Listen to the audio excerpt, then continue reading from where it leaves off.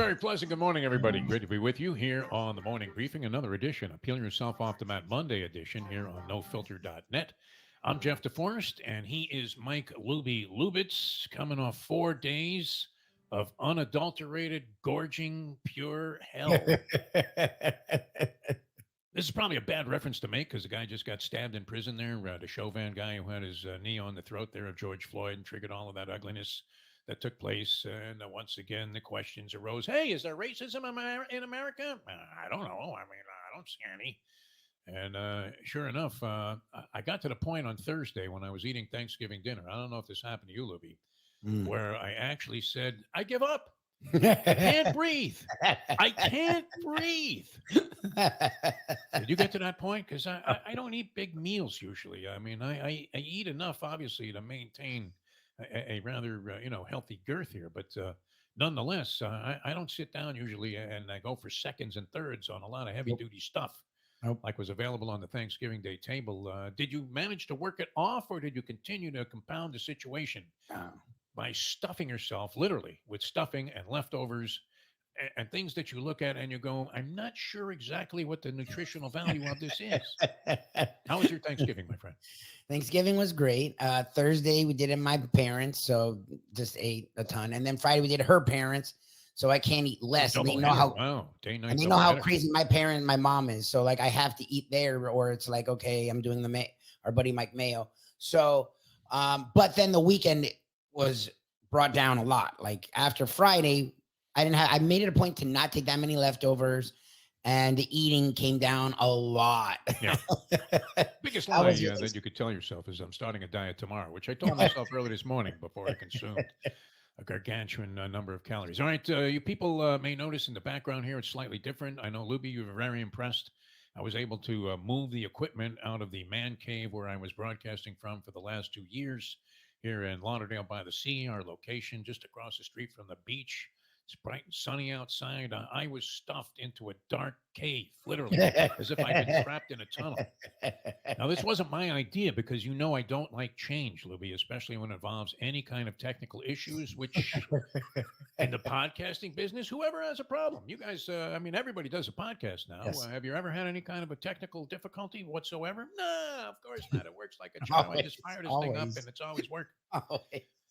Now, I had in the background for the last couple of years a poster I had received, actually taken. I was one of those guys, I never really kept a lot of memorabilia or souvenirs. I could have had a phenomenal and maybe valuable collection if I had saved things going all the way back to when I got started in the business, because I've had the luck and pleasure of being able to come into contact with phenomenal people. I mean, from the very best of the best in all sports. And it's really been a charmed life in that regard. Now, had I just gone ahead and been one of those guys, I don't know, you're not this way either, which is surprising because in other venues of life, like when it comes to cash, you would be the kind of guy that would capitalize 100%. On an opportunity to take pictures with guys, get autographs. Hey, you mind, champ, if I take that robe? You're not going to wear it again, are you? Right, all of a sudden you've got Sonny listed with the Thunderbird Hotel written on the back there from the 1964 fight for $10 million. Incredible.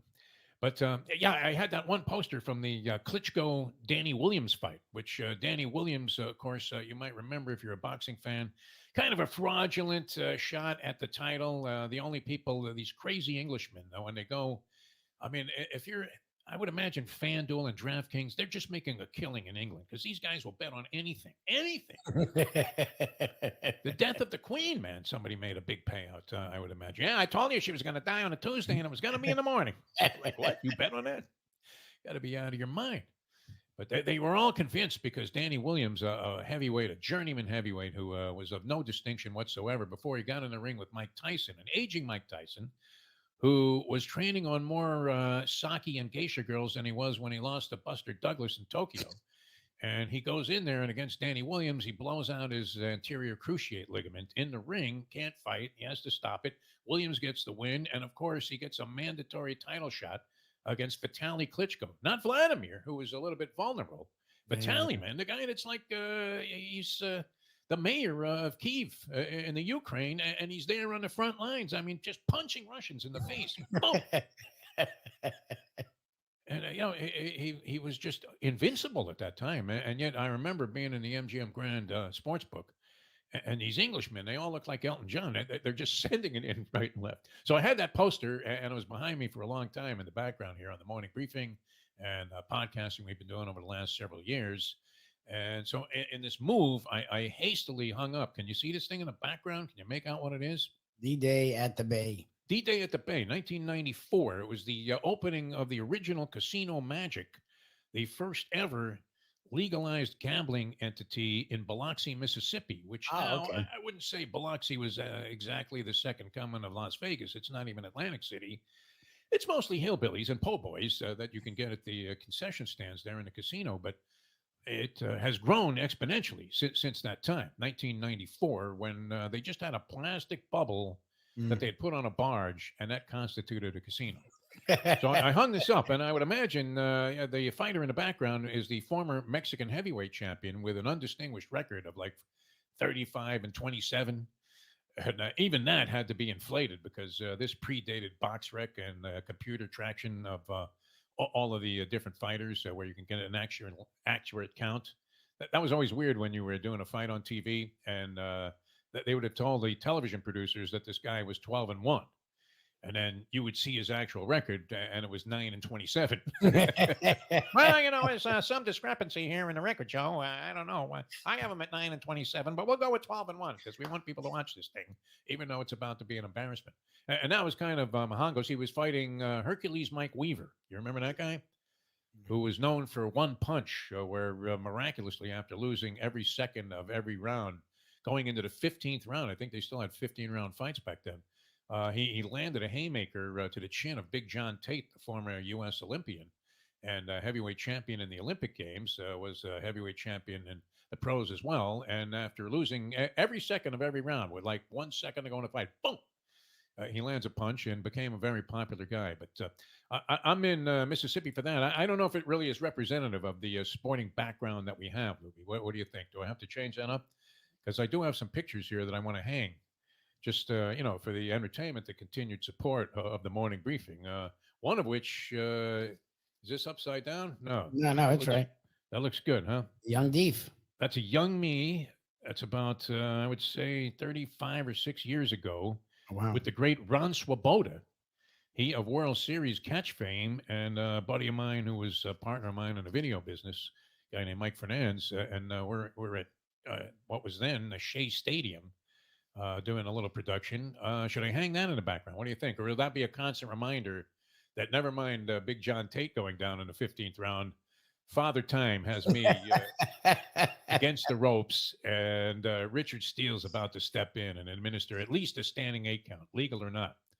But anyway, so that's the story. I had to move. It was one of those things triggered by don't get married, people, if you don't want to have your life continually disrupted for no reason. Oh, we're moving all of this stuff upstairs. I have people coming over at 2:00 today. Better get all your stuff off the table. What? There's like a million things plugged in here, Luke. A million things. All right, we have to get to the meat of the matter here. It was a phenomenal weekend all the way around. If you're a sports fan, you couldn't have asked for much more. We had what was known as the Florida Equinox here in our home base of South Florida, where on Friday we had the Miami Hurricane football team playing against BC. They won that ball game, and Mario Cristobal now beating his chest. Me 7-5. Go to Emerald Bowl. Okay, Mario. $8 million for that. Are you kidding me? You could have paid me 4. I could have got the team to the Emerald Bowl or wherever they're going to end up going. And then the Dolphins played the Jets. My God, we keep saying that the Jets have to issue some kind of warning before you see any game film or highlights of their games and say, please, if you have children in the house, hide them right from this. You may want to consider turning to another channel right now or just covering your eyes because this is going to be so ugly. It's graphic. It's not unprecedented because the term has been around, the fail Mary. So it had to have happened before, has it not? I've never seen that before. Like it'll get blocked or batted down, obviously, but return for I don't think I've ever seen a return for 99 yards. 99 yards, man. It was Gino Toretto to Horace Copeland in the heyday of the Hurricane football team, and my good buddy doing the games, play-by-play voice of the Hurricanes for 30 some odd years before he checked out many years ago. The late great Sonny Hirsch going 99 yards. How does he come back 99 yards in that game and pretty much cement any opportunity that the Dolphins had of choking in this one from happening? And the Jets go down and looked very, very feeble in the process. And then we had, as part of the Equinox, the Heat were playing in Madison Square Garden against the New York Knicks. They blew a big lead. How common is that, Lubie? It's every game now. Big lead. I didn't realize it was up to 19 points in the 19 points. They're leading the Knicks at Madison Square Garden. James Dolan is about to ban Pat Riley from ever coming back there if he hasn't been already. They have the only guy that could have got in as if he was Pat Riley, and I forget the name of the actor, was the guy that played Pat Riley in Winning Time. Oh, Adrian Brody. Pat Riley looked like he had a nose the size of Joe Pepitone. Adrian Brody. You have a. Do you think I read from our good buddy Mike Vaccaro in the New York Post that he thought that was a very accurate description of Pat Riley? I thought it was, worthy of a lawsuit. No, it was just cringe producing to look and think that Pat Riley, as distinguished a gentleman as he is, could possibly be that kind of a fool. I mean, he wasn't then. I mean, a lot of people say he was sort of meandering around until he got the Laker job and got into his own, and then never looked back. But that nose, that alone should have got by the technical crew. Riley doesn't have a nose like Jimmy Durante. What are you talking about? He doesn't have a little nose. He look like Pinocchio. He has a decent nose. I don't know. Anyway, the Heat go down to the Knicks in that ball game. Subsequently lost to the Brooklyn Nets, but that was all on Friday. The Brooklyn game came afterwards. But and then the Florida Panthers were also in action that night. They lose to Winnipeg, which I didn't even know still had a team. You say you see the Jets and you start thinking of the New York Jets, and it would be appropriate that they were involved in a 3-0 game. It doesn't deter me. So we had all of that on Friday, and then we get to Saturday, and what happens? Wow. Ohio State and Michigan to lead it off right at 12 o'clock. I went out, did my walk of life. I come in and watch the game. I watched it in its entirety. And you could go Zapruder film on this, and I don't know that anybody, we've talked to some people on previous shows we did today about this particular play, real football experts too. And nobody knows for sure. Did Ohio State get hosed? Did they need Terry Porter to come running across the field like he did when Craig Krenzel led the Ohio State Buckeyes to what seemed like an impossible victory in a national championship as they beat Larry Coca and the University of Miami when they got a replay out of nowhere on a weak pass interference call on what would have been the deciding play of the ball game there, right at the buzzer. And I got a chance to do it again, and they did it right. And sure enough, ended up winning that game and the national championship in the process. Real cheesy performance. But did they not need some help here? Did they get screwed by the officials, the Ohio State Buckeyes, in this game? What do you think, Mike? I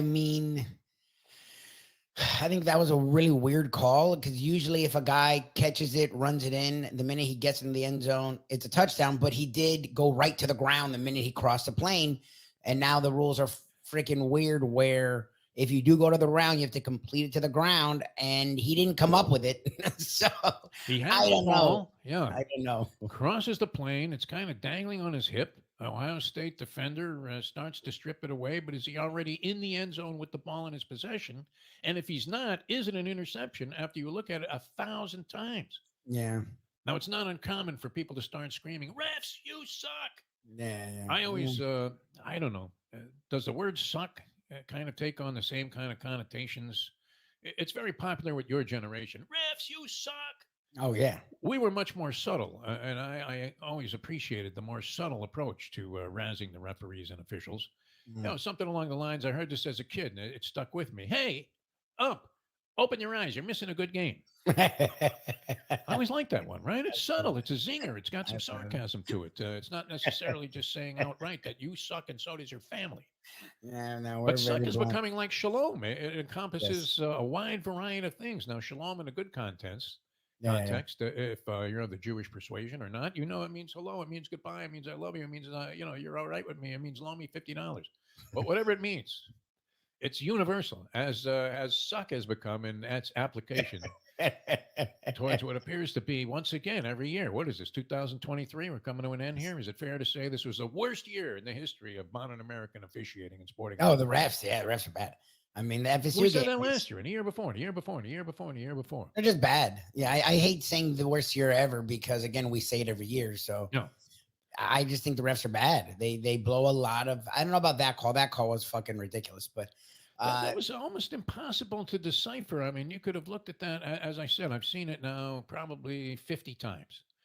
And I still don't know if they made the right call or not. And I'm not sure that leaning either way. I mean, I'm sitting there right on the fence with the spokes. Remember, you used to try to climb a fence, Lubie? And you would do it when I was growing up in Brooklyn in shoes, like pointy shoes. And you would climb one of those mesh fences and then get to the top. But there was always that spoke on the top, like barbed wire. And if you had to rest up there while the fence was wobbling a little bit because your weight was precarious and the thing was more fragile than you thought it was when you started climbing up there, and you had that thing sticking right in your ass. That's where I'm at with that call. No, I'm sitting on the fence, literally. Well, you clearly had Ohio State because I forgot about that call. It was unfortunate that they were unable to cover the point spread. Michigan laying eventually 3 and a hook. Why does it always come down to that, Lubie? Always. Our opinions on these ball games. Anyway, it was a great weekend all the way around. Those rivalry games, I don't normally buy it. You know, that these kids have been playing together since Pop Warner football. And I don't make much of that whole cliche riddle thing when you see one opponent like Arizona taking on Arizona State. I mean, maybe there was some bitterness involved there. That's why they were passing the ball when they were up 52 to 3. But the other rivalry games on the college slate were fantastic. In addition to Michigan, Ohio State, which was a great ball game to watch and very entertaining. If you could have extricated yourself from the, well, you needed a mute button with Gus Johnson, which, wow, Gus, he's resorting to becoming a cartoon caricature of himself, is he not? He just yelling Gus Johnson. How do they hand him a premier assignment? Is that just getting back at America? People love it for all the free entertainment they provided. People love Gus Johnson. It's such a weird thing. He takes over the game. I had it low, and I'm glad I had it low, and he still was hurting my ears. He's just a lot. He's given to just uttering guttural sounds now when plays around. All right, Gus, I got that. Yeah, it must be 3rd and 1. All right, never mind. We don't want to be critical of anybody else. It's the holiday season, and it's underway. I hope you guys had a great Thanksgiving. For Mike Lubie Lubitz, I'm Jeff DeForest. Thanks for tuning in to this edition of the Morning Briefing here on NoFilter.net and Caffeine TV. We will see you mañana, and hopefully I'll be able to dress up the background. I don't know. What do you think? A young DeForest? It's fine. Yeah, that's fine. It's just a reminder that at one time, Lubie, at one time, I may have had it going on. Struggling out, kid. All right, see you next time on the next edition of the Morning Briefing.